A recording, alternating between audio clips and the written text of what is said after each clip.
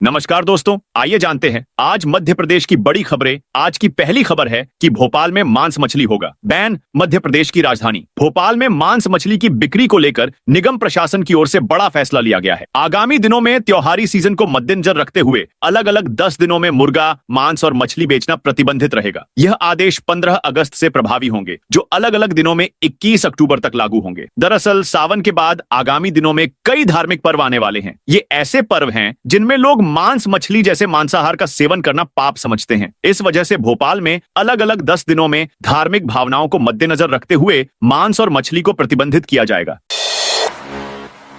2 लाख सरकारी शिक्षकों की नहीं होगी पदोन्नति। एमपी में शिक्षकों की ई अटेंडेंस को लेकर बीते कई दिनों से बवाल जारी है। अब रजिस्टर के भरोसे स्कूलों में मौजूदगी दर्ज कराने वाले शिक्षकों सीआर बिगड़ सकती है। प्रदेश में ऐसे शिक्षकों की संख्या करीब 2 लाख है। ये वे शिक्षक हैं जो ये अटेंडेंस दर्ज नहीं करा रहे हैं। लोक शिक्षण इसके लिए तैयारी कर रहा है। लोक शिक्षण संचालनालय द्वारा यह तैयारी की जा रही है कि जो शिक्षक इस मोबाइल आधारित ई अटेंडेंस प्रणाली का इस्तेमाल नहीं करेंगे, उनकी सीआर पर इसका नकारात्मक प्रभाव पड़ेगा। देश भर में 94,000 स्कूलों में कार्यरत 3.5 लाख शिक्षकों को अपने मोबाइल ऐप के माध्यम से हाजिरी दर्ज करनी है।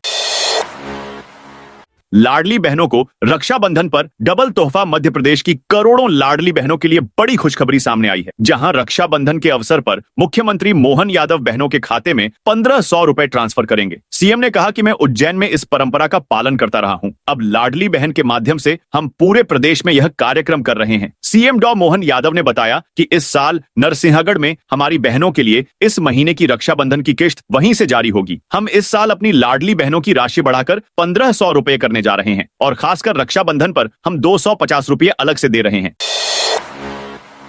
ऑफिस में एंट्री के लिए सरकारी कर्मचारियों मोटर व्हीकल एक्ट में 2 पहिया वाहन चालकों के लिए हेलमेट पहनना अनिवार्य है। मध्य प्रदेश में इस आदेश पर सख्ती से अमल शुरू कर दिया गया है। राजधानी भोपाल और इंदौर में वाहन चालकों को हेलमेट के बिना पेट्रोल देने पर पाबंदी लगा दी गई है। इस सख्ती से पेट्रोल पंपों पर सेल 30% तक घट गई है। इंदौर में तो सरकारी कर्मचारियों अधिकारियों के लिए हेलमेट अनिवार्य कर दिया गया है। इस संबंध में कलेक्टर ने आदेश भी जारी कर दिए हैं, जिससे प्रशासनिक हलकों में खलबली मच गई है।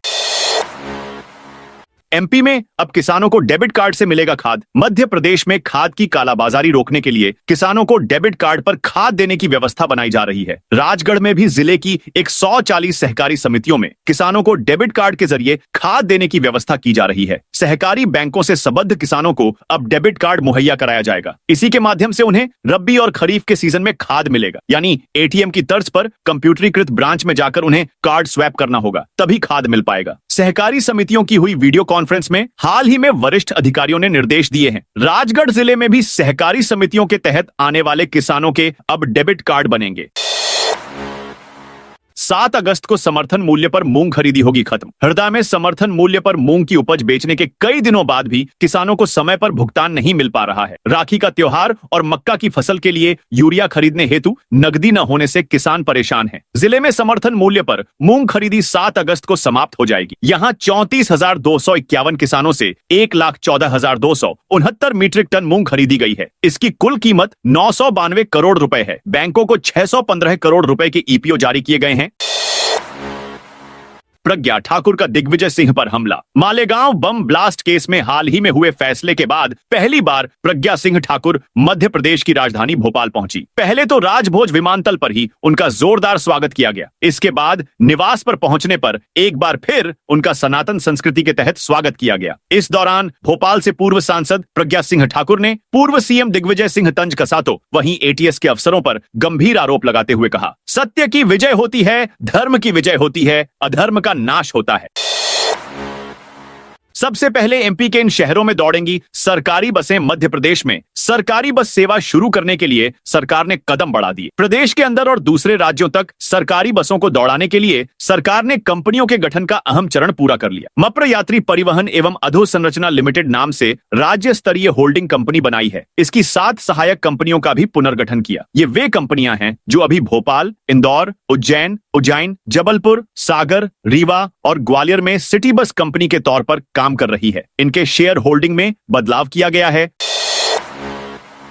11 जिलों में मूसलाधार बारिश का अनुमान। मध्य प्रदेश में बारिश का स्ट्रांग सिस्टम एक्टिव न होने के बावजूद बारिश का दौर जारी है। रविवार को श्योपुर, सतना, सागर, ग्वालियर, शिवपुरी, रतलाम, रीवा, टीकमगढ़, बालाघाट में भारी बारिश हुई। मौसम विभाग के द्वारा कई जिलों के लिए अति भारी बारिश का ऑरेंज अलर्ट जारी किया गया है। मौसम विभाग के द्वारा जारी ताजा बुलेटिन के अनुसार छतरपुर, टीकमगढ़ जिलों में अति भारी बारिश का ऑरेंज अलर्ट जारी किया गया है। वहीं शिवपुरी, ग्वालियर, दतिया, भिंड, मुरैना, श्योपुर, सतना, पन्ना, निवाड़ी जिलों में भारी बारिश का येलो अलर्ट जारी किया गया है। एमपी के छतरपुर, निवाड़ी, राजगढ़, शिवपुरी, गुना, मुरैना, टीकमगढ़, छतरपुर, अशोकनगर, श्योपुर और ग्वालियर में बारिश का कोटा पूरा हो चुका है। सबसे कम बारिश इंदौर और उज्जैन में हुई है। भोपाल और जबलपुर में अभी बारिश का कोटा आधा ही हुआ है।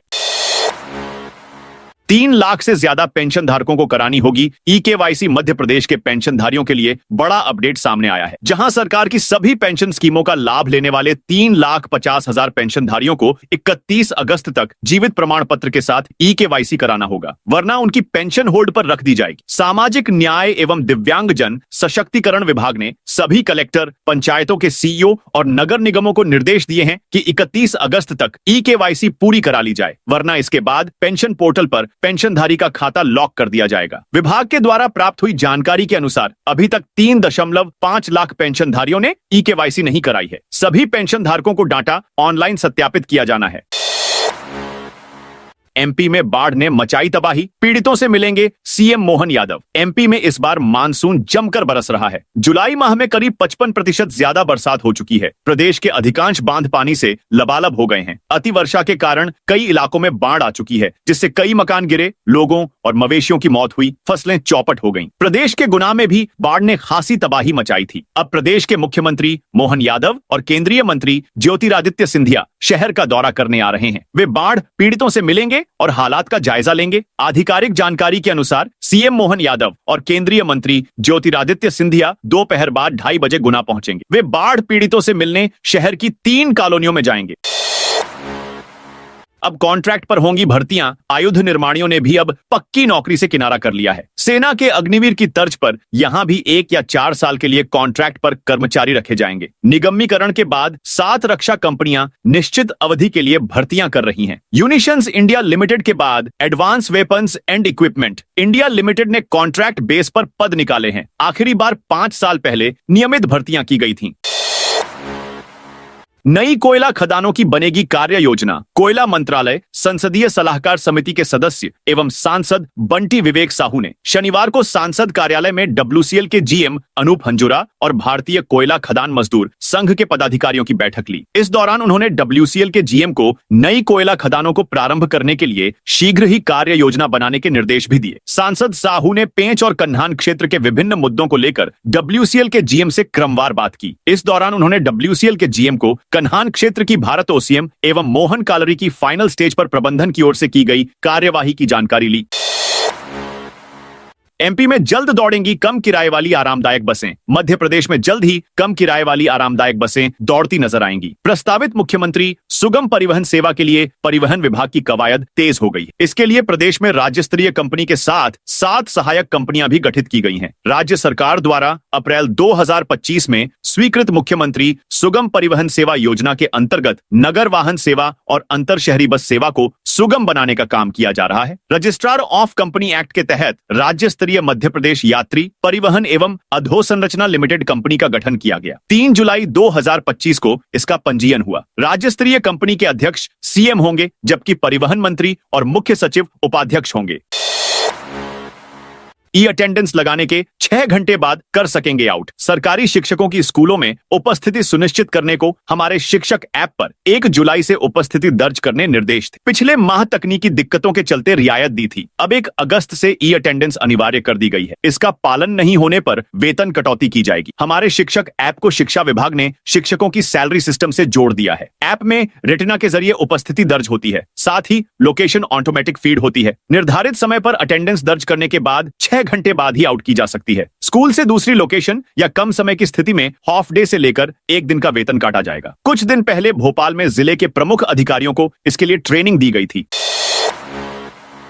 एमपी में 5 जिलों को जोड़कर बनेगा नया संभाग। मध्य प्रदेश में नए जिलों के गठन को लेकर सियासत थमी नहीं थी कि अब संभाग को लेकर भी एक बार फिर से मांग उठ गई है। सैलाना विधायक कमलेश्वर डोडियार ने रतलाम को संभाग बनाने का मुद्दा विधानसभा में उठाया है। हालांकि इससे पहले दिवंगत सांसद दिलीप सिंह भूरिया ने 23 अगस्त 2014 को तत्कालीन सीएम शिवराज सिंह को पत्र लिखकर सुझाव दिया था।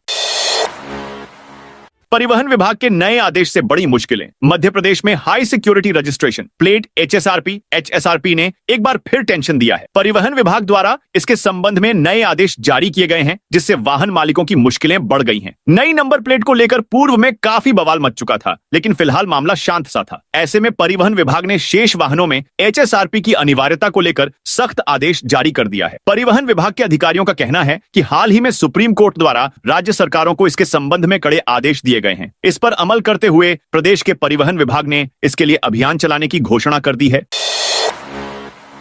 एमपी में नई तकनीक से बनेंगे ड्राइविंग लाइसेंस। मध्य प्रदेश परिवहन विभाग से जुड़ी बड़ी खबर सामने आई है। दिसंबर महीने से विभाग के द्वारा वाहनों के लिए contact less digital registration card और ड्राइविंग लाइसेंस बनेंगे। आरसी और लाइसेंस को आप सीधा अपने स्मार्टफोन से इसका पूरा डेटा देख सकेंगे। वर्तमान में आरसी कार्ड को रीड करने के लिए पीओएस या दूसरी मशीनों की जरूरत पड़ती है।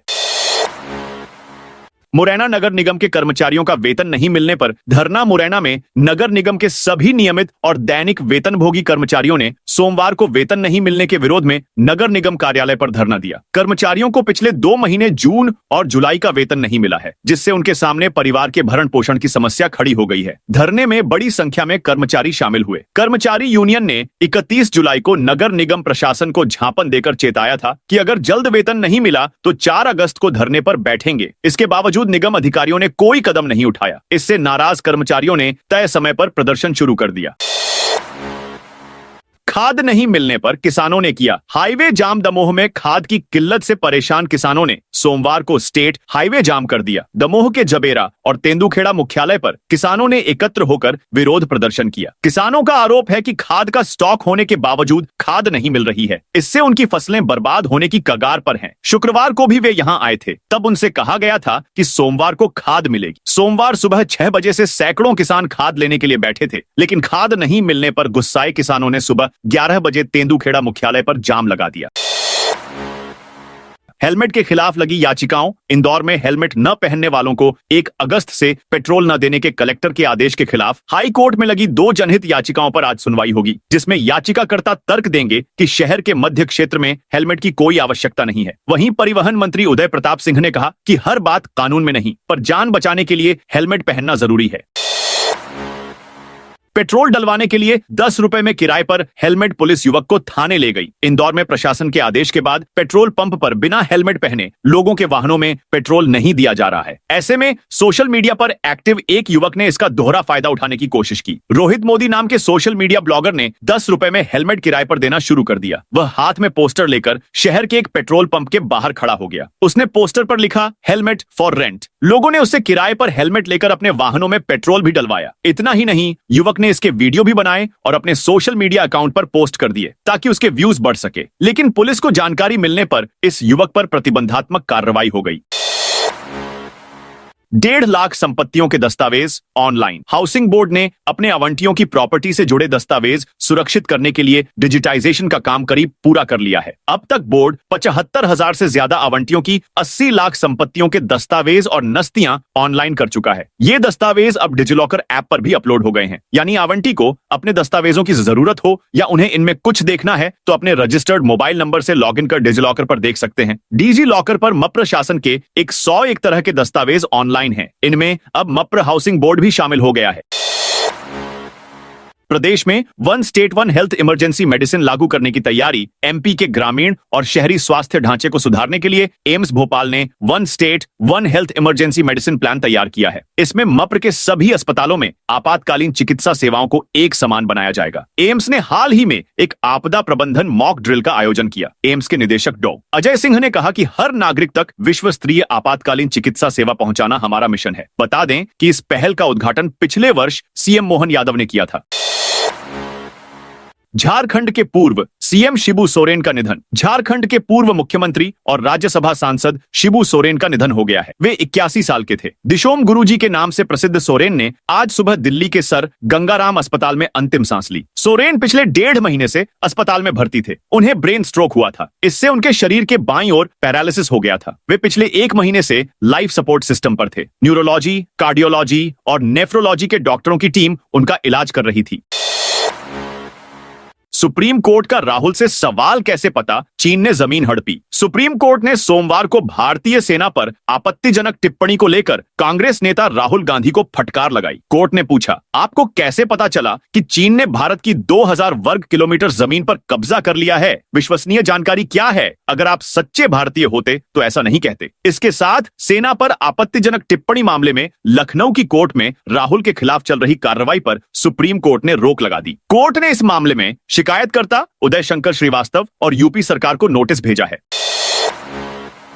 40 जिलों में भारी बारिश की चेतावनी। मौसम विभाग के अनुसार छतरपुर और टीकमगढ़ में वज्रपात के साथ अति भारी बारिश का ऑरेंज अलर्ट जारी किया है। साथ ही वहीं शिवपुरी, ग्वालियर, दतिया, भिंड, मुरैना, श्योपुरकलां, सतना, पन्ना और निवाड़ी में वज्रपात के साथ भारी बारिश की संभावना जताई गई है। भोपाल, विदिशा, रायसेन, सीहोर, राजगढ़, नर्मदापुरम, बैतूल, हरदा, बुरहानपुर, खंडवा, खरगोन, बड़वानी, अलीराजपुर, झाबुआ, धार, इंदौर, रतलाम, उज्जैन, देवास, शाजापुर, आगर, मंदसौर, नीमच, गुना, अशोकनगर, सिंगरौली, सीधी, रीवा, मऊगंज, अनूपपुर, शहडोल, उमरिया, डिंडोरी, कटनी, जबलपुर, नरसिंहपुर, छिंदवाड़ा, सिवनी, मंडला, बालाघाट, दमोह, सागर, महर और पांढुर्णा में बारिश का दौर देखा जा सकता है। तो दोस्तों, ये थी आज मध्य प्रदेश की बड़ी खबरें। आप इस वीडियो को कौन से जिले से देख रहे हैं, उस जिले का नाम जरूर बताइए।